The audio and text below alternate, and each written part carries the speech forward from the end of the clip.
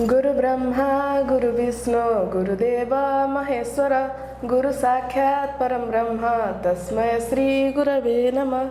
जय जगन्नाथ दर्शक बंधु, मु आपण मानक आज तत्वमोही चैनल को स्वागत करुच्ची। आज आम एक बहुत बड़ गुरुत्वपूर्ण आध्यात्मिक विषय वस्तु पर आलोचना करवा। विषय वस्तुटी हूँ आत्मा एवं परमात्मा एक ना भिन्न। आज आम गहन में आम गुरु भाई अच्छा आम आज पचारि बुझा कि आत्मा एवं परमात्मा एक ना भिन्न। गुरु भाई प्रणाम। प्रणाम। गुरु भाई समाज रे आध्यात्मिक क्षेत्र को नहीं अनेक गुड़े प्रश्न रही जहाँ लोक मन में आज भी गोटे बहुत बड़ प्रश्नबाजी होकर रही। तो से प्रश्न मान भर गोटे छोटिया प्रश्नटे आपको पचार चाहिए आत्मा एवं परमात्मा उपर।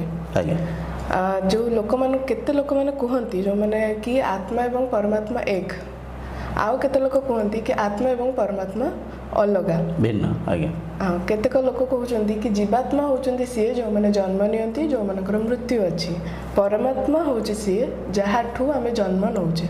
सुंदर। आज्ञा तेबे गोटे मोर यही समस्यार समाधान करेंगे, प्रश्नर उत्तर देवे कि आत्मा एवं परमात्मा बा जीवात्मा एवं परमात्मा एक ना भिन्न। बढ़िया सुंदर प्रश्न पचारे। प्रश्न बहुत गभीर। मत गोटे कथा कहतु, आप किसी कॉमन कथा आम समस्ते शुणीचे किंबा टीवी मीडिया आध्यात्मिक प्रवचन माध्यम आम अनेक कथा शुणीचे। से जो कथा को आम शुणीचे से कथा को आधार करी आम जहाँ को जाने ताको आम बुझापी चेष्टा करवा। गोटे कथा कहतु, आप जानते ईश्वर ठारू सृष्टि सृष्टि होइछि, हाँ कि नहीं? आज्ञा। अच्छा, सृष्टि हवा पूर्व किसी नथिले, केवल से ईश्वर थिले, एटा आम बुझिपारछे।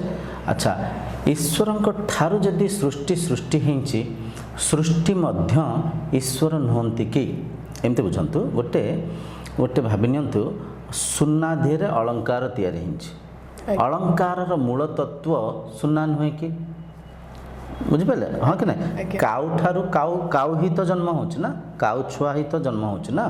गोटे सिंह ठारू गोटे सिंह छुआ ही जन्म होछि, ताकू भी आम सिंह ही कहूचे।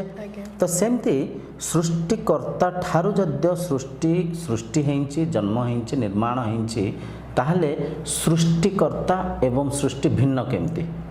भिन्न नुहे, अभिन्न। किंतु विभिन्न पौराणिक कथा माध्यम रे, विभिन्न पुराण गप कहानी माध्यम अनेक लोक मानि थांती जीवात्मा अलगा परमात्मा अलगा।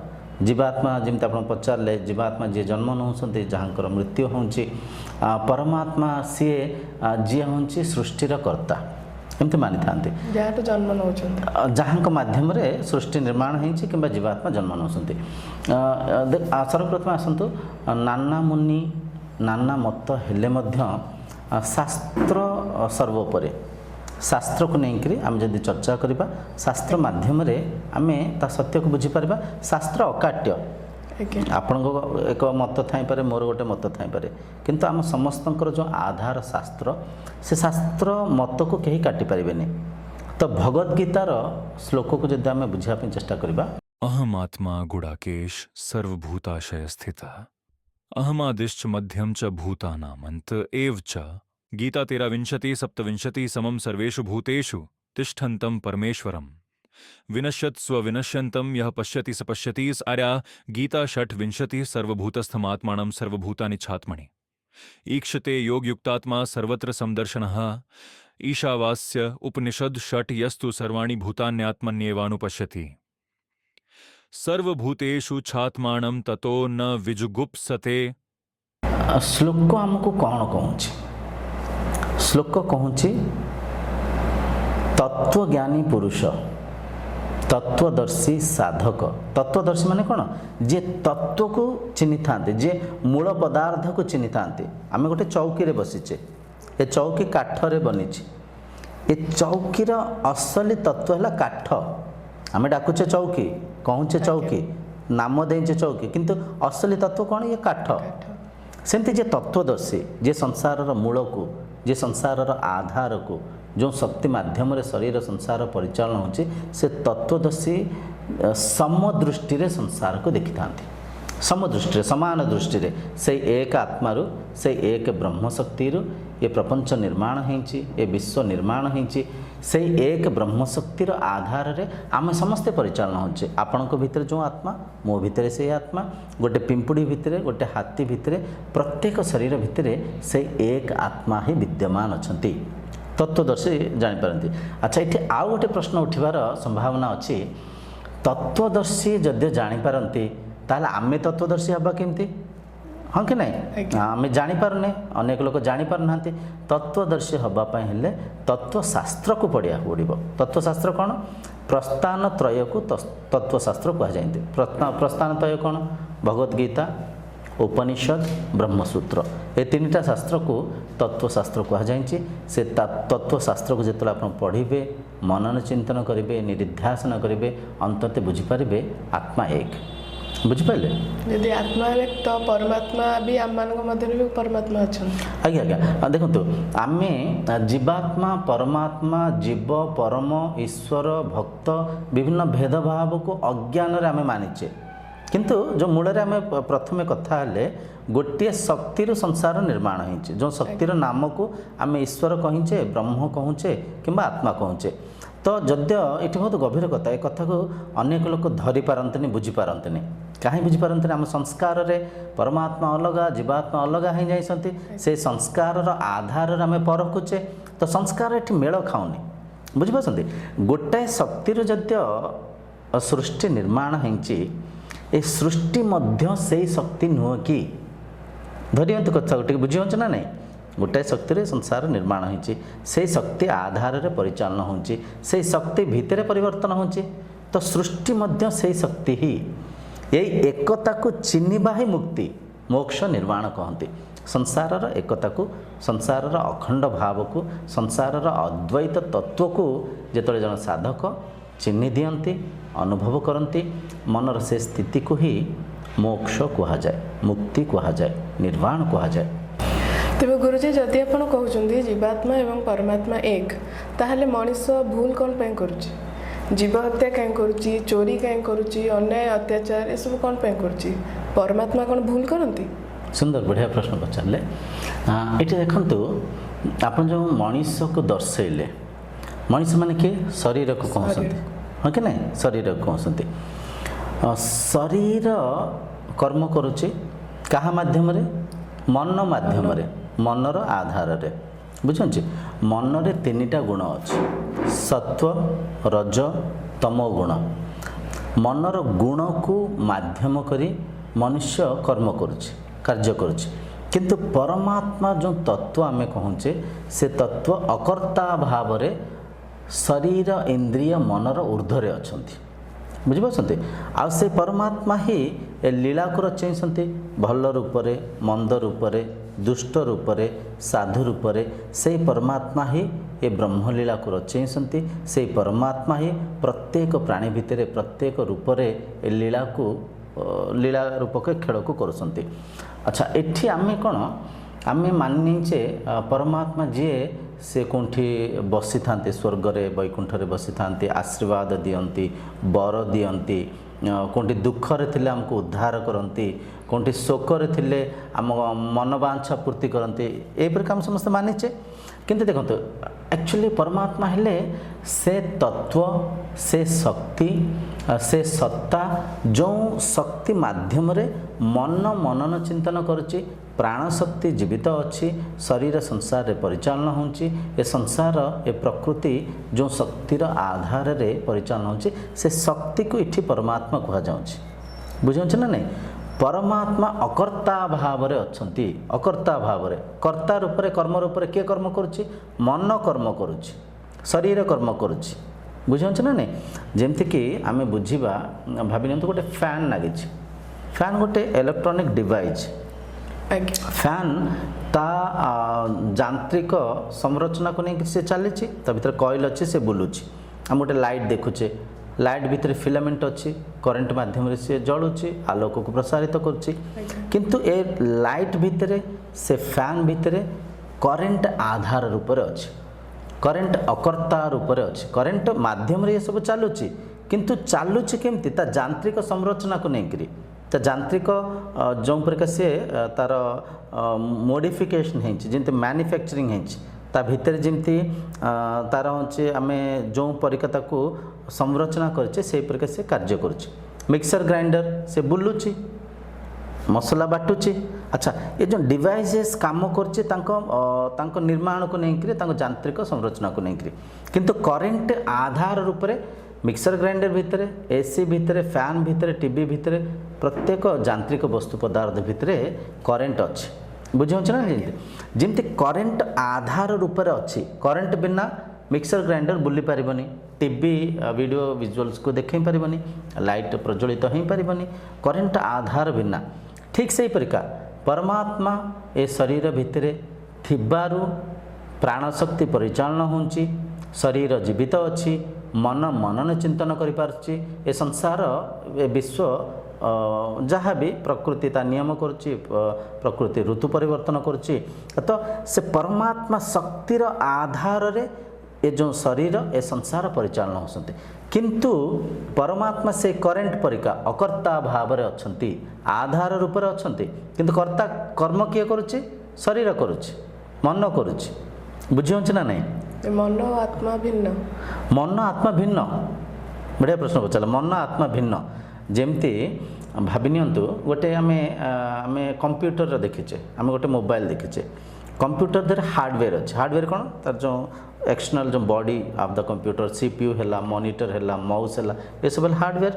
कंप्यूटर भीतर सॉफ्टवेयर अच्छे, सॉफ्टवेयर कौन? ता भीतर आम जो डाटा देखुचे, ता भीतर जो वीडियो विजुअल्स को देखुचे, ऑडियो देखुचे, ता भीतर जहाँ भी आम इनपुट दौचे तार आउटपुट प्रोसेसिंग को, ये सब है सॉफ्टवेयर। किंतु हार्डवेयर सॉफ्टवेयर ऊर्ध्वर यूजर अच्छा। यूजर किए? जो मैंने यूज कर जे यूज कर कंप्यूटर को जे यूज कर से यूजर कंप्यूटर सॉफ्टवेयर हार्डवेयर ऊर्ध्वर अच्छा। बुझे बुझे ठीक सेमती परमात्मा चैतन्य सत्ता रूपरे आधार रूपरे शरीर इंद्रिय मनर ऊर्ध्वर अच्छा, ऊपर अच्छा। बुझे किंतु कर्म करुच्ची किए? कार्य करुच्ची किए? शरीर। आठ जो आप पचारे जदि परमात्मा मनीष भूल कहीं कर देखु, भल मंद सत्व रज तमो गुण ये तीनटा सृष्टिर आधार। राति थिबार दिन को आम जानुचे, दिन को आम चिन्हुचे, भूल थिबार भूल आधार रे आम भल को चिन्हुचे। तो ये प्रश्न उठे, ताहले भूल करवा भूल न? एमती भी प्रश्न उठी पारे, कहीं ब्रह्मज्ञान बहुत जटिल। गोटे कथा चर्चा होता से आहरी अनेक प्रश्न उठे, ये प्रश्न उठे ताल भूल करवा भूल न? भूल जदि सृष्टिर गोटे एक अंश, भूल आधार जदि आम ठीक को चिन्हुचे ताल भूल करवा भूल न? ये देखो विवेक आम बुझा, भूल कले आम निज स्वरूप रही पारिबानी। स्वरूप कौन? सच्चिदानंद स्वरूप। आत्मार स्वरूप है सच्चित आनंद स्वरूप। स्वरूप रहिले शांति नागिब, आनंद नागिब, सुख दब। संसार ए लीलार सटीक आनंद को शांति को आम नहीं पारिबा, लीला सफलीकृत हम। किंतु आम जदि स्वरूप रहिबानी, मन रे वितृष्णा भाव आसिब, डर आसिब, भय आसिब, मन चंचल अस्थिर रहिब। बुझे ना नहीं? तेणुक सृष्टिर एक एपरिका अद्भुत ए ब्रह्मलीला, ए लीला को बुझीबा, लीला को चिन्हिबा। प्रत्येक शरीर भितर से एक आत्मशक्ति ही अच्छी, से एक परमात्मा ही भिन्न भिन्न रूप से आमको दृश्यमान होती। जमती आम समुद्र देखीचे, समुद्र रे विभिन्न लहड़ी थाए, पानी फटका थाए, फेण थाए, ये सब कौन? से पानी।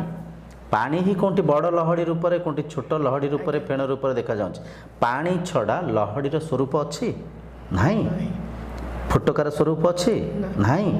फुटका लहड़ी फेण सबकिछि पानी ही। ठीक से परिका से परमात्मा ही विभिन्न रूप से, विभिन्न आकार आकृति दृश्यमान होती। ये सत्य को चिन्हिबा ही मुक्ति। बारंबार एक कथा को मुझे कहूँ धरतु, ये सत्य को चिन्हिबा ही मुक्ति। तो जड़े साधक जब मुक्ति प्राप्त, मोक्ष प्राप्त, निर्वाण प्राप्त करने चाहते, सी तत्वशास्त्र पढ़ार आवश्यक अच्छी, सी साधना मार्ग को आसबार आवश्यक अच्छी। गुरुंक पाखे श्रवण मनन निरिध्यासन करी निजर तत्वर उपनीत हेले से समय जाए से चिन्हि पारे, बुझीपारे अहम ब्रह्मास्मि, मु ही ब्रह्म, आयमात्म ब्रह्म, मु आत्म ब्रह्म, तत्वमसि, तत् त्वमसि, तत् माने सीए, त्वम माने तुमे, असि माने अट।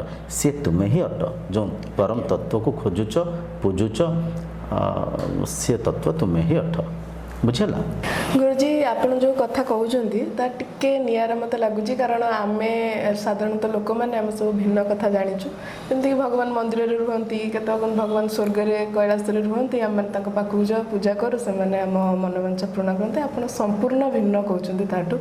तो एठी गोटे छोटिया प्रश्न म आपन पचारिबी कि जने भक्त किंबा जने साधक कौन कले ए गुड़ रहस्य को बुझी परिबो।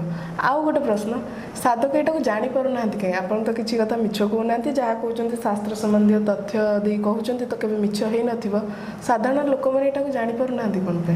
सुंदर बढ़िया प्रश्न पचारले। सर्वप्रथम आपन द्वितीय प्रश्नर उत्तर देबी। हम जेतले जन्म हेले आमको देह भाव रे परिचय दिया जाइछि। देह भाव रे मु ये शरीर मोर गोटे शरीर गोटे नामकरण करिचे। शरीर से नाम संगे ही जोड़ी करी आम भौतिक बंधु मित्र को परिचय दौचे। ये बापा से माँ, ये माने आंक गाँ शरीर को आम आग नाम देले, शरीर रूप रे आम परिचय देले। आउ अनेक आम संस्कार रे ए जो विश्व को नहीं करी, संसार को नहीं करी, ईश्वर को नहीं करी अनेक गप कहानी भी आम मन रे बसी जाइछि। आम शुणीचे ईश्वर कोंटी वैकुंठ रे बसिसंती, कोंटी कैलाश रे बसिसंती। साधारणतः आम जो पुराण गप शनिमेला बही सब ये सब जो बही आम सब पढ़ी था, ता भितरे ईश्वर को दुई रूप रे, ईश्वर को रंग रूप रे, नाम आकार आकृति रे वर्णना करके आम जेहेतु पढ़ीचे से संस्कार आमको बाधा विघ्न करन थाई ये तत्व शास्त्र को बुझीबारे। बुझीपारछन्ते उपनिषद मंत्र आम जदि मुंडक उपनिषद तृतीय मुंडक प्रथम खंड प्रथम मंत्र माध्यम जदि आम बुझिया पे चेष्टा करिबा, द्वा सुपर्णा सयोजा सखाया समानं वृक्षं परिसस्वजाते तयोरन्यपिप्पलां स्वाद्वन्तये अनश्नन्नन्यो अभिचाकशीति। माने ए मंत्र हमको बुझौछि। ए मंत्र बुझिबार उद्देश्य को बुझंतु। आमे तो सर्वप्रथम बुझले आम संस्कार रे द्वैत अछि, आमको संसार को से परिका परिचय दिया जाइछि। प्रथमे निज को आमे देह रूप रे चिन्हिचे। अच्छा एठी करिबा कोन? आमे प्रयास करिबा जदि एठी शास्त्र कहउसंती आत्मा एक, ईश्वर आम भितरे अछंती, ईश्वर आउ आमे एक, ईश्वर संगे मोर जो संपर्क अद्वैतर संपर्क जदि ये सत्य कहते ताल आमको तर्जमा करिया पड़िबो, आमको चिन्हिया को पड़िबो। केमती चिन्हबा? शास्त्र को माध्यम करी गुरुंक सन्निधि जाइकरी गुरुंक सेवा जत्न करी गुरुंक मुखार बिंबरू गुरुवाणी को शुणिकी ताको साधना रे आमे विनियोग करी बुझी पारिबा। जेमती टिके पूर्व आम जो मंत्रटा उच्चारण कले से मंत्र बहुत गभीर माने तत्व अच्छे। गभीर तत्व कौन? गोटाए वृक्ष एक ही वृक्ष दुईटा पक्षी जीव मरीगले परम सुखी माने ठीक कह जाऊँ। एक ही वृक्ष माने शरीर रूपक वृक्ष एक पक्षी है मन पक्षी, द्वितीय पक्षी है आत्मा पक्षी। दुईटा पक्षी ए शरीर भितर अच्छी। बुझिपारछन्ते? ए शरीर को देह को गोटे वृक्ष रूप में वर्णना करा जायछि। एक मन पक्षी, द्वितीय है आत्मा पक्षी। मन पक्षी कौन करुच्ची? कर्म फल बंधन रे बांधी ही जाउछि। कर्म करुच्ची। कर्म कौन? चिंतन मनन करिबा, आशा अभिलाषा को जागृत करिबा, इच्छा वांछना को जागृत करिबा, मन भितरे लोभ मोह काम क्रोध विभिन्न विचार को मन रे जागृत करी मन रे जितले लोभ जागृत हैला, लोभ संगे मन चंचल होकर किसी प्राप्ति करने किसी प्रयास करुच्ची, शरीर माध्यम रे कर्म करुच्ची। से कर्म रे बांधी ही जाऊँगी, मन रे भी बांधी ही जाऊँगी, शरीर स्तर रे भी बांधी ही जाऊँगी।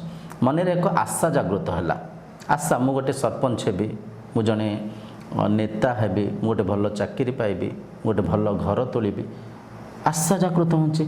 आशा जागृत हवा तक्षणिक मनुष्य से कर्म फल रे से कर्म फल प्राप्ति करिबार से लोभ रे बांधी छंदी जाउची मन पक्षी।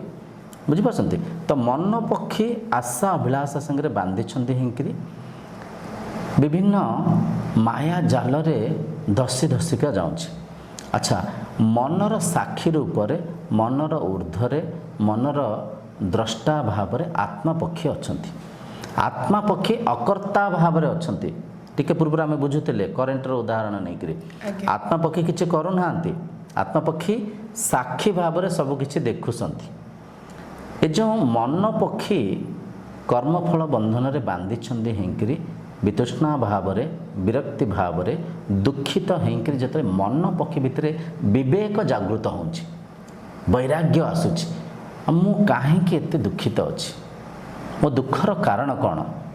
ମୁଁ ତ ପଇସା ପତ୍ର ଦିନକୁ ଦିନ ଅଧିକ କମାଉଛି, ଆଜି ମଣିଷ ପାଖରେ ଅନେକ ଭୌତିକ ସୁଖ ସୁବିଧା ଅଛି, AC, car, computer, aeroplane, space technology, neuroscience, କ'ଣ ନାହିଁ ଆମ ପାଖରେ। ଏତେ ସବୁ ସୁଖ ସୁବିଧା ଥିବା ସତ୍ତ୍ୱେ ବି ମୁଁ ତୃପ୍ତ କାହିଁକି ନାହିଁ, ମୁଁ ଅସନ୍ତୃପ୍ତି କାହିଁକି ଅଛି? ଯଦି ସେ ଦୁଃଖର କାରଣକୁ ମଣିଷ ଖୋଜିବ, ଚିହ୍ନିବା ପାଇଁ ଚେଷ୍ଟା କରିବ, ମନକୁ ପରଖିବ, ଇନ୍ଦ୍ରିୟଙ୍କ ଚଞ୍ଚଳତାକୁ, ଅସ୍ଥିରତାକୁ ପରଖିବ, ସ୍ୱାଧ୍ୟାୟ କରିବ। ସ୍ୱାଧ୍ୟାୟ ମାନେ ନିଜକୁ ଅଧ୍ୟାୟ କରିବା, ନିଜକୁ ପଢ଼ିବା। ଆମେ ତ ବାହାରେ ପାଠ କେତେ କ'ଣ ପଢ଼ୁଛେ, ନିଜକୁ ପଢ଼ୁନେ। ତ ଯେତେବେଳେ ନିଜକୁ ପଢ଼ିବା, ସ୍ୱାଧ୍ୟାୟ କରିବା, ଧୀରେ ଧୀରେ ଧୀରେ ଧୀରେ ମନ ପକ୍ଷୀ ଆତ୍ମା ପକ୍ଷୀ ଆଡ଼କୁ ଅନ୍ତର୍ମୁଖୀ ହେଇକରି ମୁହାଁଇବ। ବୁଝିପାରୁଛ ନା? ନାଇଁ, ଅନ୍ତର୍ମୁଖୀ ହେବ। ଆତ୍ମା ପକ୍ଷୀ ସାଙ୍ଗରେ ଏକ ହେବା ପାଇଁ ସେ ସାଧନା କରିବ।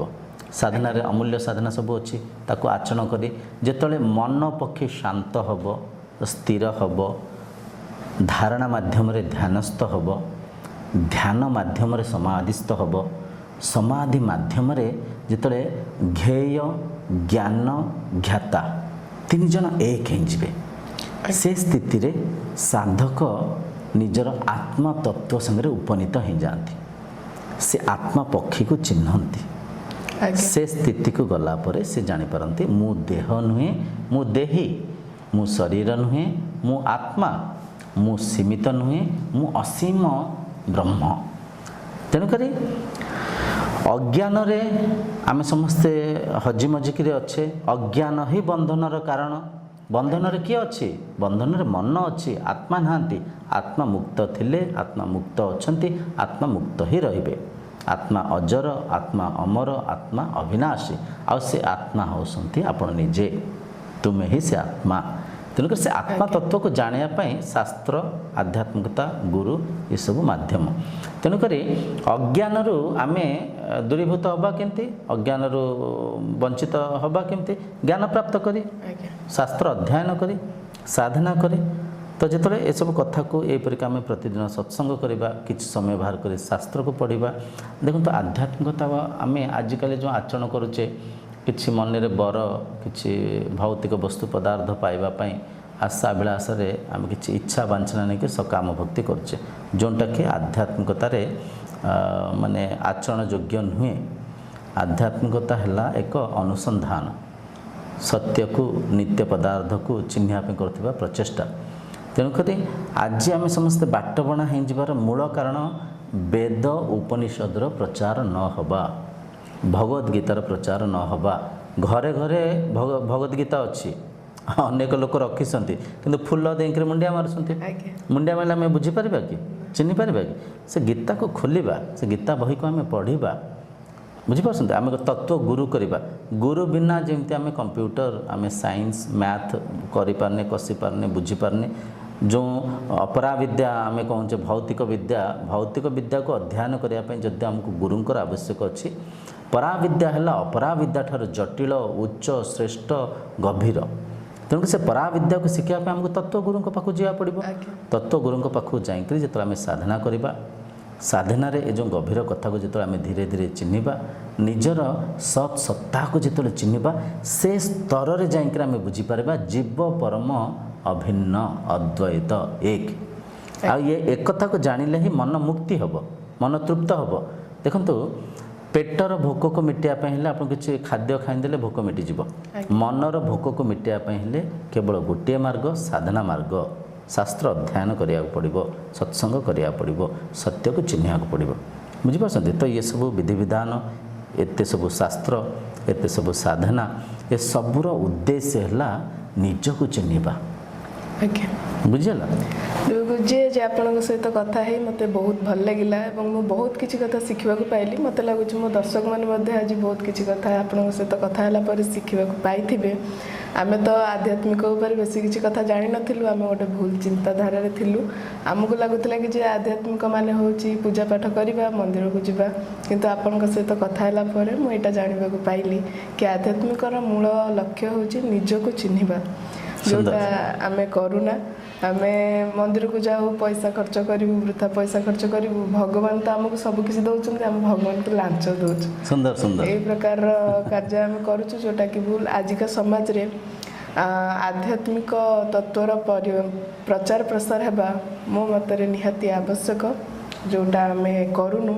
तेरे आपन को बहुत बहुत धन्यवाद गुरुजी आपन आज आम मान घर को आसिले और आमको आध्यात्मिक क्षेत्र में बहुत किसी जिन शिखा पाइले मो आगामी एपिसोड रे पुणी थे आपन सहित देखा आहरी नुआ नुआ किसी रोमांचक प्रश्न आणिक आसबि आपंक आम दर्शक मैंने जमी उपकृत हेबे आध्यात्मिक प्रश्न नहीं आपन पाखक आस दर्शक बंधु आपण आमर ये तत्वमयी चैनल सहित जोड़ी हूँ और ये चैनल को सब्सक्राइब करूँ आपण ये चैनल को सब्सक्राइब कले आपण तत्व ज्ञान संपर्क में अनेक तथ्य जानवा पाइबे जदि आपण मैंने तत्व ज्ञान संपर्कित तथ्य जानापी ऑनलाइन क्लास करने को चाहूँगी तेबे आमर ऑनलाइन वेबसाइट www.brahmatatwa.in रे आपण ऑनलाइन क्लास करी आम चैनल सहित जोड़ी हो पारे।